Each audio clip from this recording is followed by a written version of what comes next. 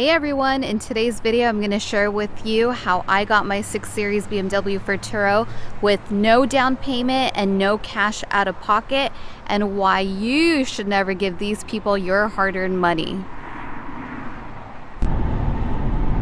Let's talk about down payment. So in my years of doing this and the 35 plus cars that I've been a part of buying, I have never put a down payment on a single car. And that's a common misconception that people have, is that they feel that they have to put a down payment. I get messages all the time where people run a deal by me and they're like, okay, I'm gonna put $5,000 down and then this is gonna be my payment. And in my opinion, I would never put a down payment on the purchase or the lease of a car, because that primarily goes towards the salesperson's commission. From my understanding, it is not required by the bank for you to put a down payment down. So why would you do it? If the financing bank, the bank that is lending to you, does not require it, why would you do that? So I personally am from the thought that you should hang on to your money, you should hang on to your cash, and not front that, because then you're already in the negative going into this transaction. And how much time is it going to take you to make up for the cost of that down payment that you put down once you list your car on Turo? How many days are you going to essentially have to work for free until you recoup that money? Instead, what I'd much rather you do is hang on to that money and use it as a safety net, because you don't know exactly how things are going to start off once you list your car on Turo. Sure, maybe it's summertime and you list your car and it's very busy and you get a booking the next day. Or it could be a crazy blizzard or storm that's hitting Texas, and you're in Texas and you just got this car and you listed it, and it's going to be a couple of weeks before you get a booking because of just what's going on. You could be in a hot market like Miami or Phoenix right now, where there is not enough supply for the demand that is, you know, in the market, and you could list your car and get a booking the same day. So it just all really depends on where you're at and what's going on. But regardless of what your situation is, whether you're in a great market or you're in an area where things aren't so, you know, moving and churning in the market yet, nonetheless, you always want to have money set aside for a safety net just in case, because you can never 100% accurately depict markets. So please, I urge you to not put a down payment on the purchase or the lease of a car. It is totally useless, and majority of that goes towards commissions. Why do you want to be the one to pay for someone else's commission? Now, what's going to happen when you go into a dealership and you say that, you know, you want to do no money down? Depending on the person you get, they will definitely come at you with every sales tactic they possibly can. They'll say things to you like, oh, that's unheard of. That's not even a thing. Of course we need a down payment. We require a down payment. We can't do this deal unless we have a down payment. Stick to your guns. Don't listen to that. That's all just a sales tactic, because they know that that's where their commissions come from. So of course they're going to fight for that, and they will throw everything at you like, oh, maybe your credit's not good enough. We're giving you such a great deal on this car. Of course we have to have a down payment. So you just have to be really strong in knowing that a down payment is absolutely not required when you buy or lease a car. So save that money and put yourself in a better financial position. Don't give it to the dealership. Let's talk about buying cars from auction. And in a second, I'm going to tell you guys exactly how car dealerships make their money and why you should never get cash involved in that type of transaction when it comes to buying a car. It just doesn't make any sense. Now, a lot of people on the Turo platform utilize the strategy of purchasing cars from auction, like Manheim. So they're fronting all this cash up front, getting cars at a better deal, of course, but you are coming out of pocket quite significantly. And I think it works for some people, although I'm not entirely sure how, because the math has never really made sense to me. The reason I say that is because, to me personally, it presents such a time money continuum issue, right? You pay up front, let's say $15,000, $20,000, $30,000 for a car. you own it outright, you list it on the platform. But where I could never make the numbers work is how long does it take you to recuperate that money once you've listed it on the car on the platform? Does it take a year? Does it take 2 years? So you're essentially working for free for an extended period of time. Okay, fine, you get it all done in a year and you recuperate your money and it's all profit after that. But what happens at that point is, as time goes on, and this is the natural nature of these marketplaces, is that you become less competitive. Your car becomes less competitive. It becomes older. There's newer cars moving into the market. There's more wear and tear. There's a higher mileage on it. So over time, your margins are going to shrink just by the very nature of the marketplace that you're participating in. And this is really true for most marketplaces. So, in the end, are the margins what you anticipated them to be, or do they significantly decrease and it's not worth your time because you became less competitive by the time you recuperated your investment? So that's kind of the issue that I run into when I think about purchasing cars from auction. And I personally, for as long as I possibly can, I rather hang on to my cash and really use that as reserves or a safety net, and leverage lenders and banks and use their money to get myself into a business that then creates cash flow and revenue for me. So, I don't quite understand it, but I would love to get some feedback from those of you that do purchase cars from auction and how you make the math make sense for yourself.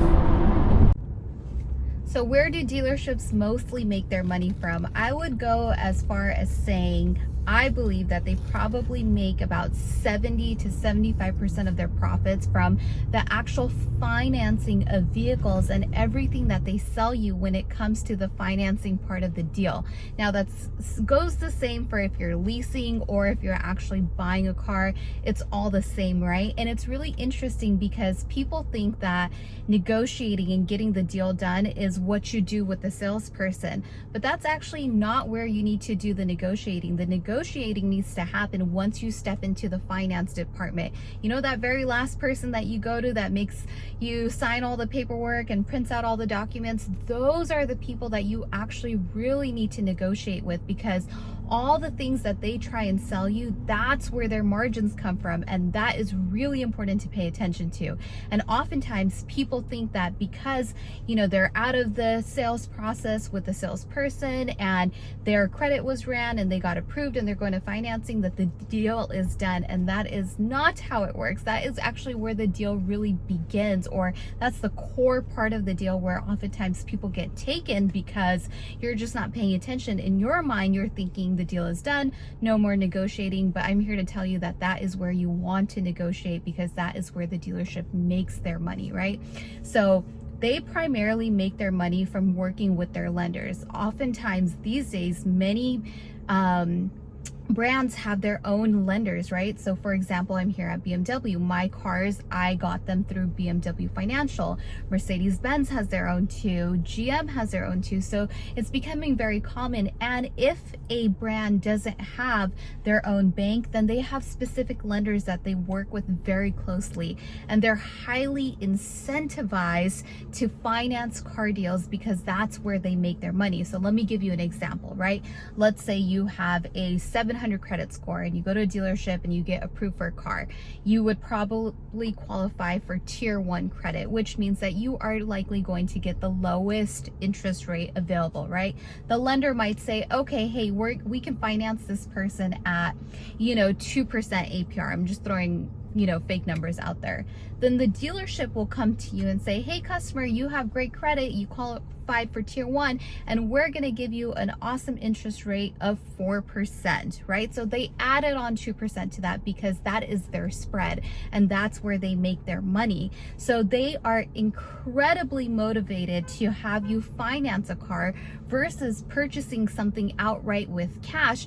That does nothing for them. They gain nothing out of you buying a car with cash, because they rather make that 2% on your recurring payments that you're going to make for 5 or 6 years, right? And then once you get into financing, there's all these other products that they'll try to sell you, like warranties, extended warranties, tire protection, rim protection.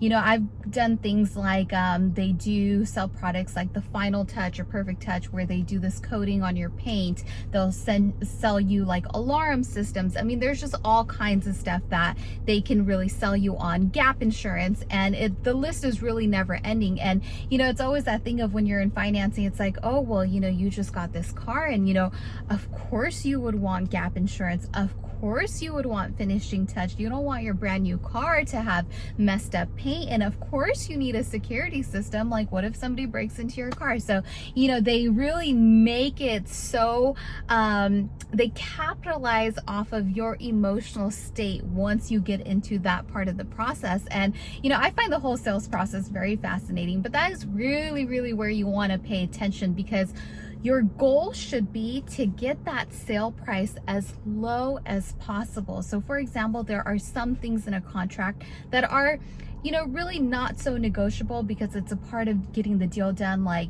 you know, they have different fees, like government fees and stuff like that, that as a dealership they have to charge. But you can still negotiate things like that, because you can say, well, you know, I wasn't anticipating having to pay these fees, and this is going to take me out of my budget. So can you discount the sale price by $500, by $1,000, whatever it might be?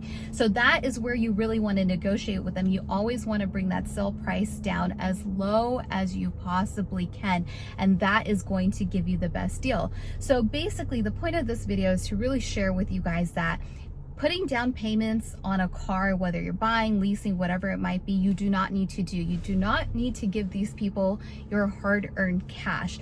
And paying cash for cars doesn't make a whole lot of sense, in my opinion, because one, the dealership is not incentivized to give you a great deal in any way, shape, or form, because that's not where they make their money. That is not their profit center. It's not getting people to pay cash for cars. Why else do you think when you go into a dealership that they never ask you like, oh, are you going to be paying cash for this car? Because they don't want you to pay cash for that car. They get nothing out of it. And let's just say that you're getting a car that is not Turo related, and you do want to pay cash for it, right? Because you just don't want to have the burden of the monthly payments, or maybe you have tons of cash sitting around that you don't know what else to do. You don't want to invest it in Robinhood or whatever's going on these days, and you just want to pay cash for your car.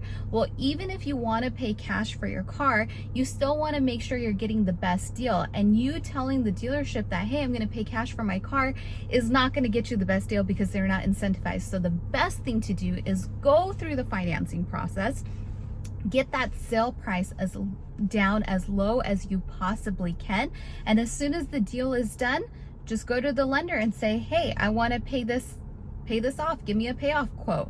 And that way you'll get the best possible deal on the car. You still go through that financing route, and then you just pay off the loan with your lender, and you still got the best deal. So that is really how you want to operate when you're dealing with dealerships, whether you're financing or leasing. Don't come from the position of putting a down payment or putting cash down on a deal, because it's actually not going to give you leverage in getting the best deal. And that is what my experience has been. I much rather you hang on to that money and keep it as a safety net, invest it elsewhere, do whatever's with it, but it is not necessary in getting a car deal done. So this is why you should never do a down payment, and you should never pay cash for cars. Just mathematically does not make sense. So I hope that you guys have found this helpful and found some value in this video as you guys start your Turo journeys and you begin to acquire cars or grow your fleets. I think these are some really important lessons that I've learned over the last 6 years. So if you did enjoy this video, be sure to thumbs up it and subscribe to my channel. I always appreciate all the support that you guys show me on this channel. Thank you so much, and I'm so excited to continue to grow this community. Thanks again for watching, you guys. Once again, my name is Saimah, and this is Saimah's Experience, and I will talk to you guys soon.